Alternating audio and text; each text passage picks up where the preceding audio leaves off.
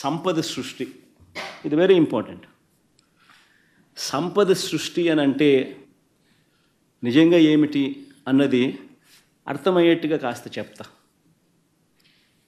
రాష్ట్రానికి ఉన్న ఆదాయాలను ఇంకా అదనపు ఆదాయం రాష్ట్రానికి వచ్చే విధంగా ప్రభుత్వం ఏదైనా కార్యక్రమాలు చేయగలిగితే దానిని సంపద సృష్టి అని అంటారు.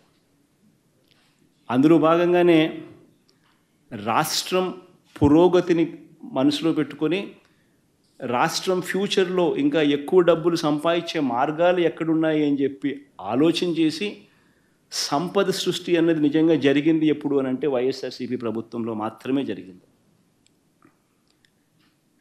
ఆంధ్ర రాష్ట్ర చరిత్రలో ఎప్పుడు చూడని విధంగా గవర్నమెంట్ రంగంలో 3 కొత్త పోర్టులు, సీపోర్ట్స్, దాదాపుగా 12,000 కోట్ల రూపాయల పైచిలుకుతో 3 కొత్త పోర్ట్లు, 12-13 వేల కోట్ల రూపాయలతో 3 కొత్త పోర్ట్లు నిర్మాణం వేగంగా కూడా సాగి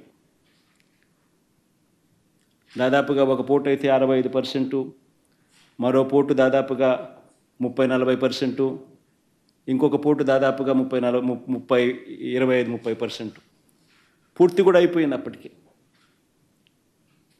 ఈరోజు ఆ పోర్టులు కన్నా పూర్తవుతే ఆ పోర్టులకు ఫండింగ్ కూడా సమస్య కాదు. దానికి సపరేట్గా మ్యారిటైమ్ కార్పొరేషన్ క్రియేట్ చేసి దానికి సపరేట్ ఫండింగ్ ఆర్గనైజ్ చేసి సపరేట్గా దానికి ఫండింగ్ ఎలాంటి ప్రాబ్లం లేకుండా చేసినాం.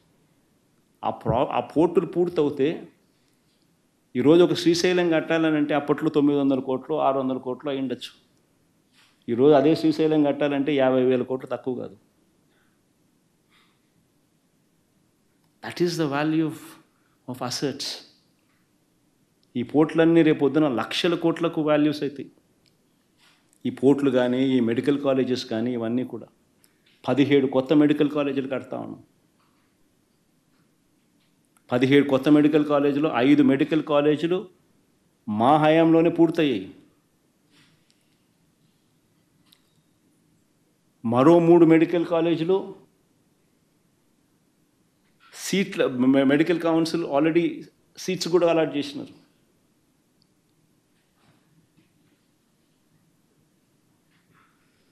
ఇలాంటి ప్రాజెక్టులు పూర్తవుతే దానిని సంపద సృష్టి అని అంటారు. ఇవి అందుబాటులోకి వస్తే రాష్ట్రానికి అదనపు ఆదాయాలు వస్తాయి. ఒక సీపోర్ట్ వస్తే ఆ సీపోర్ట్ చుట్టుపక్కల ప్రాంతాలన్నీ కూడా అభివృద్ధి చెందితే దానివల్ల జిఎస్డిపి పెరుగుతుంది, ఉద్యోగాలు వస్తాయి, పెరుగుదల కనిపిస్తుంది. మెడికల్ కాలేజీలు వస్తే ఖర్చులు తగ్గుతాయి, టెరిషరీ కేర్ అవైలబుల్గా ఉంటుంది.